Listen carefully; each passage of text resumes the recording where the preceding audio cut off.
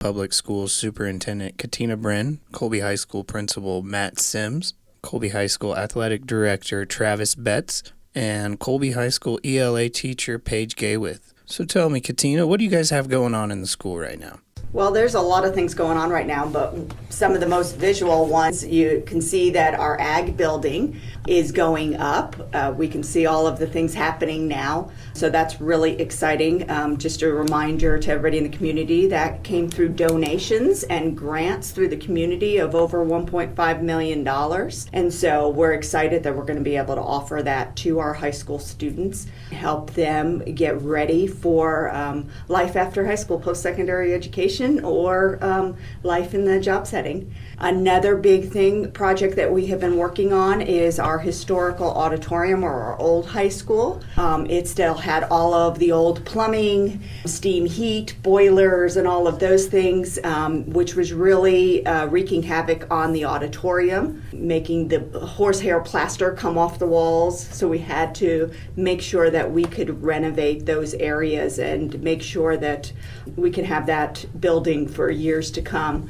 And so we are about 3/4 of the way through that, changing out the HVAC system, the boilers, all of the piping. And so we're hoping to finish that up this summer with getting the plaster redone in there, and then we'll go from restoring that auditorium from that point on. And then the last big project of the district that we introduced about 2 years ago with the other two was Denon Field. We would love to build a home locker room, officials locker room, and ADA compliant bathrooms. And so that'll be a project that we're really focusing on in the future and getting donations for those areas, just to make that a great playing space for both our middle school and our high school. And so we're I'd say about $165,000 donated at this point and generated. And so we're working through those plans and seeing what exactly the costs are going to be in the future. So here recently we had a winter storm come through the area with high winds, and I heard reports that the middle school sustained some damage. What can you tell us about that? We did have some roof damage in the annex, the far west side of the building, that overhang where students walk under to get to where the old office used to be. Fortunately, we had already taken that area to the board to replace that roof area this spring. So that is the oldest part of our roof in that area on that building. We already had plans. We already have the money set aside to do that. We were having our roof masters come out and look and do some temporary fixes to hold it down. There wasn't any additional damage beyond what we were already going to replace. So we're very fortunate in that we probably won't even need to do an insurance claim, since we were already on our pathway to finishing that. It just might speed up that project a little bit more, and they might be able to help us out sooner. It's great that Mother Nature decided to help out. So I heard that you guys hired a new grade school principal recently. What can you tell us about the new principal? So you guys hired a new grade school principal. We did. And I seen the memo that it was posted. I was curious if you had any other information about her. Julie Ziegemeyer, and we've met with her. She is from the area. She lives in Gem. She has over 25 years elementary education experience. So she is coming to us with a license in elementary education as a building level administrator, also coming to us at the tail end of her education to become a district level administrator as well. So Colby is very fortunate that we've been able to fill our positions with highly qualified staff members, both our administrators and our staff. The board spends a lot of time trying to make this a location that staff want to come by making sure they add to the salary whenever they can and add to any of the benefits where they can. So we're excited that we get qualified staff. We're excited to have a new elementary principal. We're also going to have a middle school principal new for next year as well. And Mr. Aaron Dardis, he is coming to us. He's an experienced administrator as well with many years in education. That's great stuff. I think the entire community is excited about those additions to the public school system. So I'm sitting here with Katina Brin, superintendent of Colby Public Schools. Katina, there's been a lot of talk about a 4-day school week for Colby High School, possible survey that's coming out for parents. What can you tell us about that? What we're doing, last year when we sent out a survey, it was just to gather information to help with our discussions and see if we were going to have any kind of alternate schedule, what would some of the parameters be, what were some of the concerns that our community or our staff would have, what would their questions be. This year, we took all of that information and really tried to be responsive to those concerns. And the committee has come up with some recommendations for the high school, and high school only at this point, and looking at that. So this time we'll be doing some meetings, and then we will have the surveys go out when we feel like they're ready. This survey will be a little bit different. We'll ask, where their child is going to go to school next year, what grade level, and then basically share with them some of the frequently asked questions, share with them what a draft calendar would look like at the high school, and then ask if they would support it or not. Well, I hope you get the feedback that you're looking for in these surveys. As I sit here with Katina Bren, Superintendent of Colby Public Schools, talking about the 4-day school week. Katina, what can you tell me led to the decision to explore a 4-day school week at Colby High School? Well, we've had these discussions for years. There are other districts that do that as well. But what I would say the primary reasons is to support our students and our staff. When you say a 4-day week, it sounds like we're making a huge change. We're actually not. For the high school, that would be 12 and a half days. The rest of those Fridays, we already have off for parent-teacher conferences, professional development days, or work days. We're going to take the 12 and a half days, the minutes from those days, and move it to the other 150 days so that we can lengthen that schedule and be able to build in some supports for our students and our staff that we don't currently have in our schedule. And the reason we don't currently have it is because the requirements have changed so much over the last few years.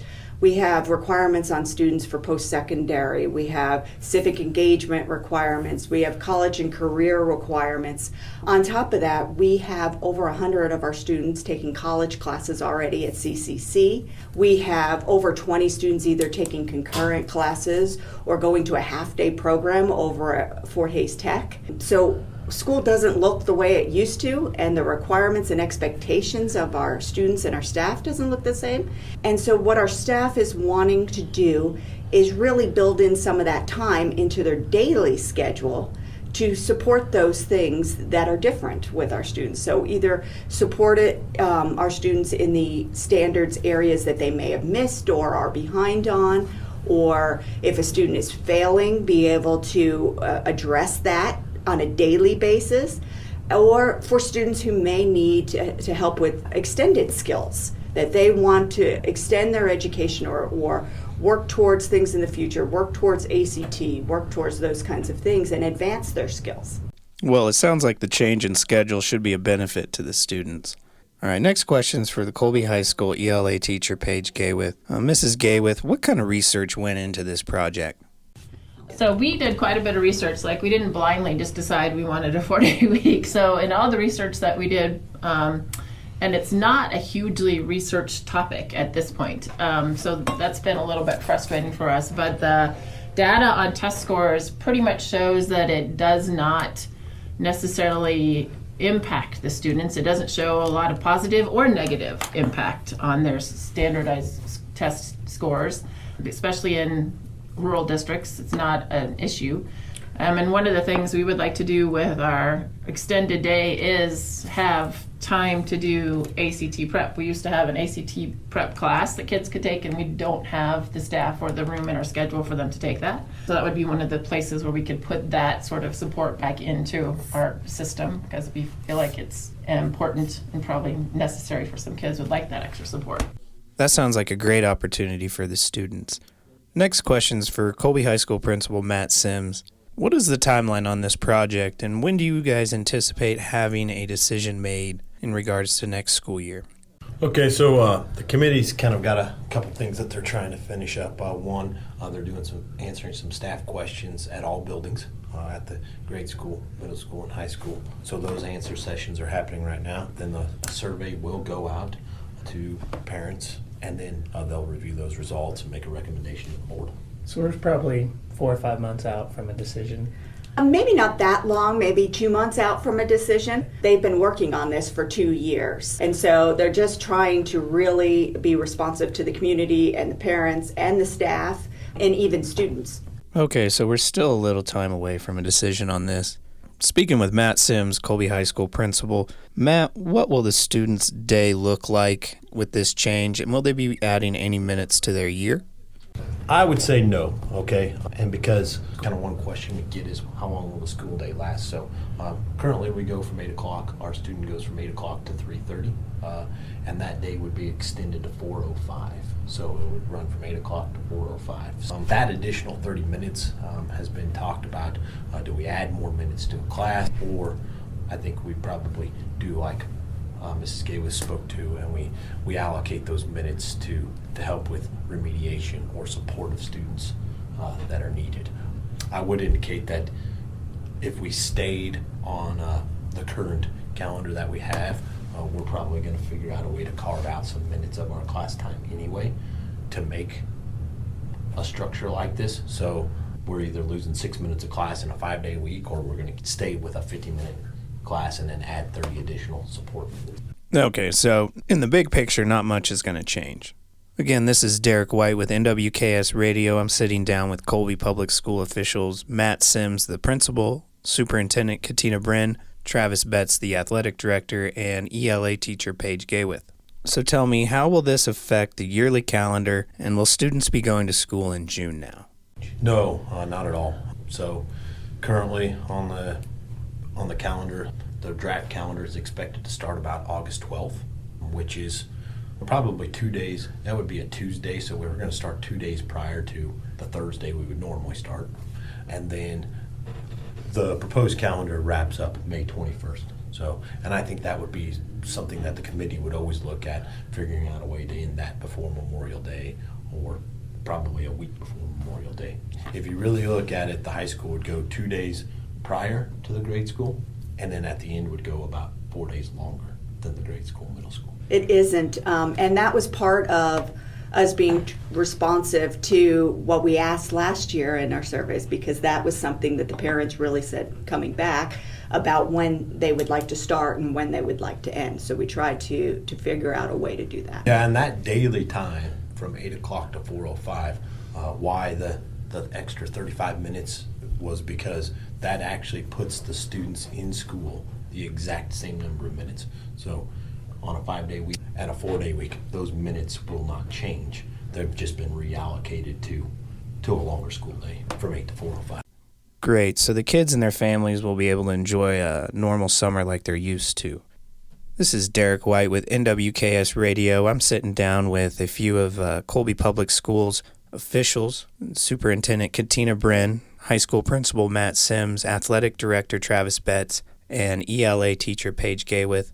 So the next question that comes to mind is, how is this going to affect student athletes? Travis, would you like to take this one? Currently, most of our practices start at 4 o'clock. We encourage our coaches to run 2 to 2.5 hour practice sessions at max. With this change, we're looking at starting practices at 4:20 instead of 4 o'clock. And those would get out somewhere between 6:20 and 6:45 is what we're looking at. So you're really not adding that much more time to a practice. And, you know, those practices that do go longer are usually at the beginning of the season, because there's a lot more things for coaches to try to get in and install before a competition. But as the season goes, then those practices become shorter and would probably be done even before 6:20 with a lot of them. Okay, so just a slight change then for the student athletes, maybe extending their day half an hour. All right, you're listening to NWKS Radio. This is Derek White. I'm sitting down with Colby Public School officials, and we're talking about a possible 4-day school week for the Colby High School. Katina is the superintendent at Colby Public Schools. Katina, do you have any other comments on this? I would address that.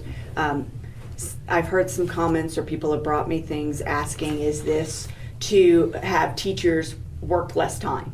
And I'm going to say no. This is actually the way it is proposed right now. The draft schedule would have the high school teachers actually putting in a little bit more time than they currently are. This initiative is really our teachers looking at what can we do differently to support our staff and support our students. They are coming together to try to propose something that is positive and to do things different. School looks so much different than it did when we went to school. And they're trying to meet those needs and address those needs and do what is best for their students. It would be easy just to say, let's leave the schedule the way it is and the calendars the way they have been for the last 25 years. But the expectations are not the same that they were 25 years ago. So we have to look at doing things different. 25 years ago, our kids didn't go to college starting in their junior year. They do now. They're out in our community doing work skills. They do now. I would really want to stand behind and let this community know this is not our staff trying to put in less time or less work in any way. They're actually going to put in more time and do more work to make all of these changes, and they're doing that for their children. All right. Thank you for that, Katina. I was curious, do you anticipate any friction growing between the faculty of either school? Well, what I would say is that this committee is part of our process and has been for years in our school district. And there are representatives from the elementary school, the middle school, and the high school. And part of this committee is just coming together and going, what are our needs? And that committee stood behind the high school to propose this without them. And they also sent out a survey to our staff at the beginning of the year and said, what if the high school proposed a different calendar than the elementary or the middle school? Would you support the high school? And they said yes. Well, you heard it, folks, here at NWKSradio.net. That concludes our conversation with Colby Public School officials, Superintendent Katina Bren, Colby High School Principal Matt Sims, Athletic Director Travis Betts, and ELA teacher Paige Gaywith. Thank you for your time.